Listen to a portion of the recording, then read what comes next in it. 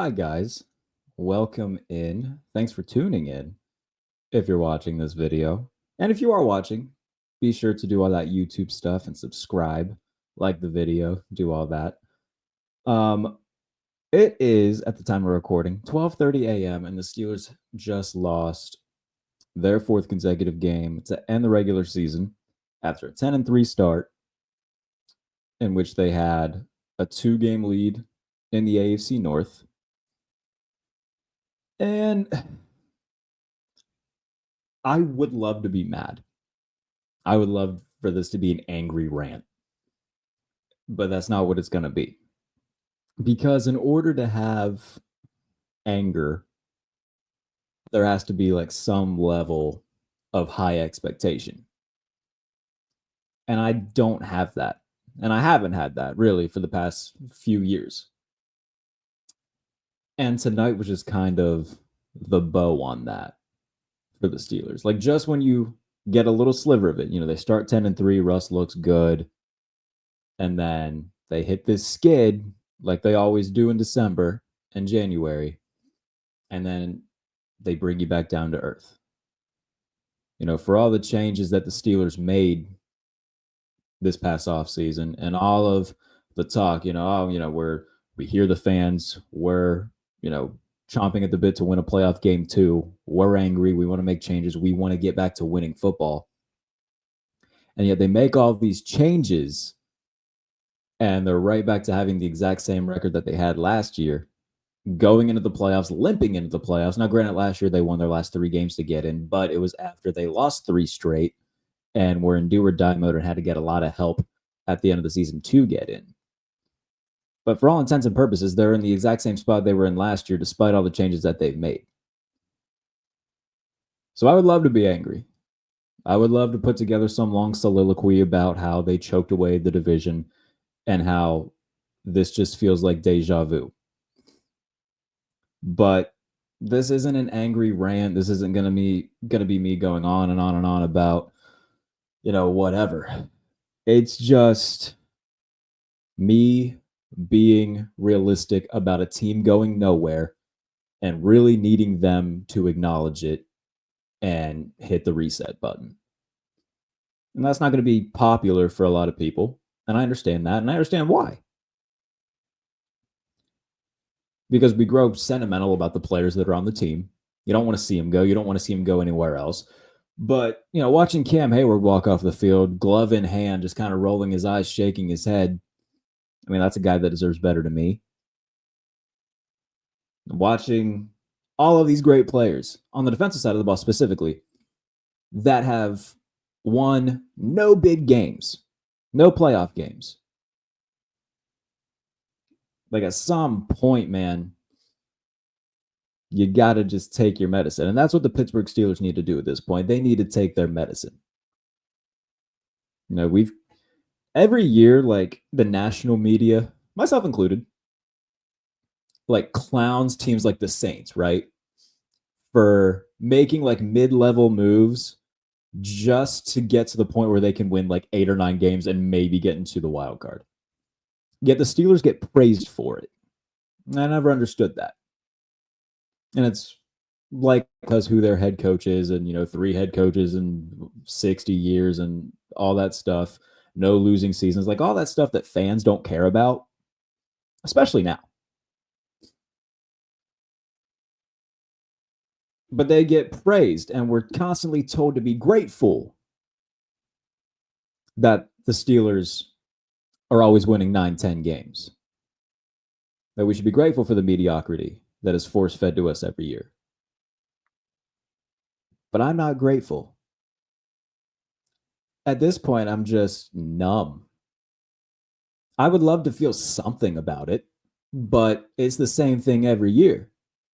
And tonight was a perfect example of that.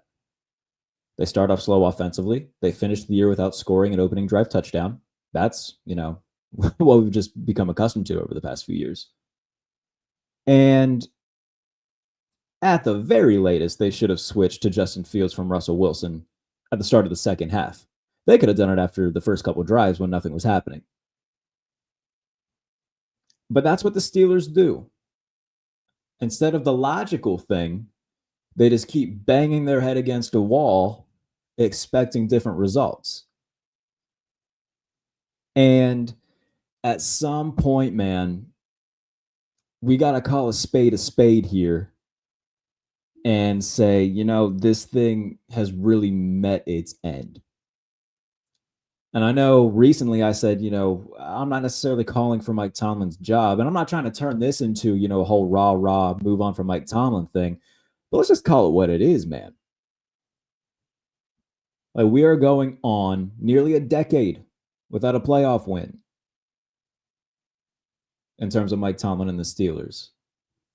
We are going on, like, you could play back a lot of 2018, 2019, 2022, 2023, 2024, 2021 to an extent, 2020 to an extent. I mean, they start off 10-0, 11-0, and then choke down the stretch. Like, we've seen so many seasons just like this, no matter who the quarterback is. And eventually that falls back on the man under the headset and his outdated approach to winning. And again, I'm not trying to, be that person who screams at a camera and says, fire Tomlin, which is why I'm not going to do it. I'm simply pointing out that this is a team going nowhere, and they simply need to acknowledge it themselves. Because take a team like the 49ers, for example, right? Where they fired Jim Harbaugh, a coach that got them to a Super Bowl, and 6 inches or so from winning it, if Colin Kaepernick puts a little bit more arc under that pass to Michael Crabtree, we're talking about Jim Harbaugh winning a Super Bowl with the 49ers. They moved on from him and then had a couple duds in between with Jim Tomsula and Chip Kelly, but then they land Kyle Shanahan. Now, the 49ers are in the midst of a losing season, but since 2019, they've had 4 trips to the NFC Championship game, 2 trips to the Super Bowl. And in that span, Kyle Shanahan has more playoff wins than Mike Tomlin does in his career. And I bet if you ask Steelers fans, almost all of them would sign up for the occasional losing season if it meant that kind of production. But the problem is with the Steelers is that they are bad enough to not be good, but good enough to not be bad. And they are just in this purgatory that they will never get out of. And because of that, they're never in reach to get one of these high-level quarterbacks in the draft. They're just stuck in the middle at all times. And while so many people praise the fact that the Steelers haven't had a losing season under Mike Tomlin, it's largely, oddly enough, been a detriment. In 2003, the Steelers went 6-10 with Bill Cowher, and it let them get Ben Roethlisberger. And look how that turned out. We got to just acknowledge the fact that, hey, maybe it's just time. You haven't won anything with TJ Watt. You haven't won anything with Minka Fitzpatrick. Haven't won anything with Cam Hayward. And frankly speaking, you're not close. You can win maybe a wild card game. You're not close to being a Super Bowl team. Not with the quarterbacks that you currently have. And with the way that Russell Wilson's played over the last month, you're sure as hell not close. Even if, Justin Fields was put in, he went 4-2 in the 6 starts that he had. There was still something missing in the passing game, and there was still a ceiling there. And that's the problem. The Steelers are never going to be in range to get one of those highly sought-after quarterbacks in the draft because they're always going to be that 9-10 win team who maybe they get in, maybe they don't. And then even if they do get into the playoffs, they get the holy hell beat out of them by actually good teams. And then the cycle repeats. And yet year after year after year, we're told, oh man, Steelers fans should be so grateful for Mike Tomlin. They should be so grateful. I'm not. And that's not to take away anything that Mike Tomlin has accomplished or done, because he has been a tremendous coach, obviously. But it's okay to just call a spade and say, yeah, this thing's really just, there's no reason to continue it. Even though we just signed an extension, like we can look at this and say, where's this going? Because it ain't going up. It's just staying completely flatline. There's no, like I said, I would take, and I'm sure most Steelers fans would take, a situation like San Francisco where you are constantly one of the elite teams in the league, playing on championship weekend, getting to Super Bowls, and then just by the war of attrition of occasionally you're going to have a year like this where the 49ers have just been beat to hell, injury ridden, and it's just taken its toll and they have a bad year. But that's the price you pay for playing so many extra games over a long extended period of time and being successful. It's not going to happen every year. And occasionally you're going to have a year where it's a down year. But I would take that, and knowing that every year I might have a chance of seeing my team win a Super Bowl over just constant mediocrity, 9 wins, 10 wins. Maybe you'll get a wild card spot, maybe you won't. And then as soon as you get in, you know you're not going to win anything. And so I would rather, in this situation, I'm going to get crucified for this maybe a little bit, but like the Patriots, yeah, they're bad right now. But they know they have a guy at quarterback. They know that Drake, they got one. The team around them isn't good right now, and they're probably going to have to find another head coach themselves, but they got the hardest part right. Hey, they got a quarterback. All right, he's on a rookie deal. Let's try to get this head coach right. Let's get a few more pieces around him, and let's try to take advantage of this. The Steelers have done the complete opposite. They still try to play like it's 2008 and go defense first. Don't pay too much attention to the offense, which, yeah, you can beat mediocre teams and some teams within your division, maybe some regular season games, and do what they've done and get to the playoffs sometimes, but it's going to be the same old story every time. It's going to be the same ending. So at some point, we just got to acknowledge that this thing is, there's no reason to continue it. And if that means listening to teams if they call about Mike Tomlin and a potential trade, then you do it. And in a perfect world, they do that. Listen to somebody, maybe get a first-round pick in exchange for Mike Tomlin. And then, God willing, you hand Ben Johnson a blank check and say, please come be our head coach. And then you stink for a year in 2025, and you make some hard decisions in between that. Do you trade TJ Watt? Do you trade George Pickens? Do you trade Cam Hayward? Do you trade Minka Fitzpatrick? I don't know what a lot of you are saying. Absolutely not. You can't do that. Jimmy Johnson did that when he got to the Cowboys. That was the first thing he did. Obviously, the Herschel Walker trade is the most notable one, where he trades Herschel Walker, their best player, their beloved player, to the Minnesota Vikings and gets a horde of draft picks in return and turns it into a dynasty. 3 Super Bowls in 4 years. So while we're sentimental about guys like TJ Watt, Cam Hayward, and Minka Fitzpatrick, they haven't won anything with them, in large part because they rely too much on them because they don't have the quarterback. But if you get the quarterback, that's the hardest part. They still got Nick Herbig looks like a star. Alex Highsmith plays well when he's dealt with injuries this year, but he's very good. You got a rookie in Peyton Wilson who's showing some promise. You can bring back Deshaun Elliott, who's not going to cost you an arm and a leg. Joey Porter's still on a rookie deal. Like, they still got guys. But in terms of the vets on this team, I understand why people wouldn't want to get rid of them because of the sentimental value. But in terms of business and a long-term rebuild plan for the betterment of the future and giving you a better chance to win if you find that quarterback, it makes sense to offload them while their value is still high. Get a horde of draft picks. Try to draft a quarterback in 2026, say, like a Drew Aller if you can, and build a new era, because this one hasn't yielded anything. For as great as TJ Watt is and his individual accomplishments, they haven't won anything as a team with him. And that's not his fault.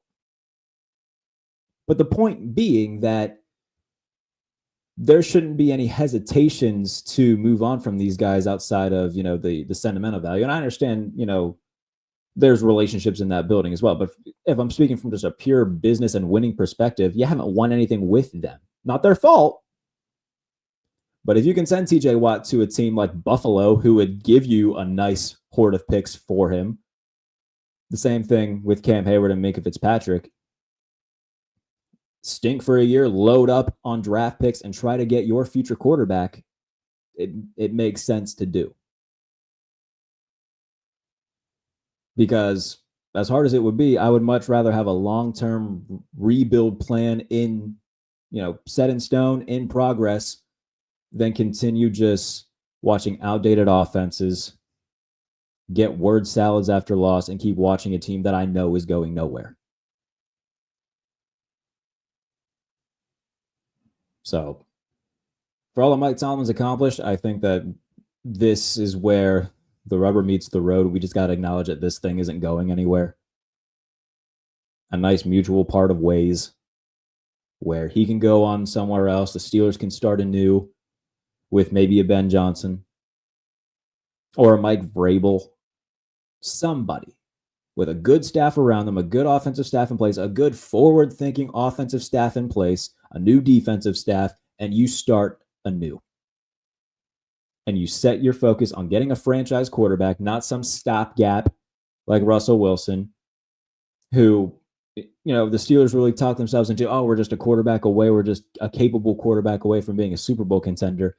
And look, I came into this year saying, okay, they're a capable quarterback away from winning a playoff game, which, by the way, they can still do, and I would still deem this year a success if they do that. But that doesn't mean that they should run it back in 2025, because there's a clear low ceiling on this.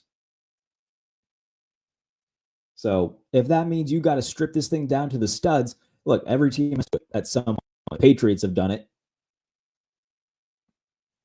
And obviously those years since Tom Brady has left haven't been great, but now you got a guy in Drake May who looks like the real deal, and you can start moving forward. It's not linear in the NFL. Some teams like Green Bay just hit them back to back to back. They go from Favre to Rodgers to Love, and it just happens, and they're the luckiest team in the world, and they're very smart for being able to identify these quarterbacks. But for other teams, you're going to have a dud head coach like the 49ers did with Jim Tomsula and Chip Kelly. You're going to maybe have a dud head coach in Gerard Mayo like the Patriots are doing right now.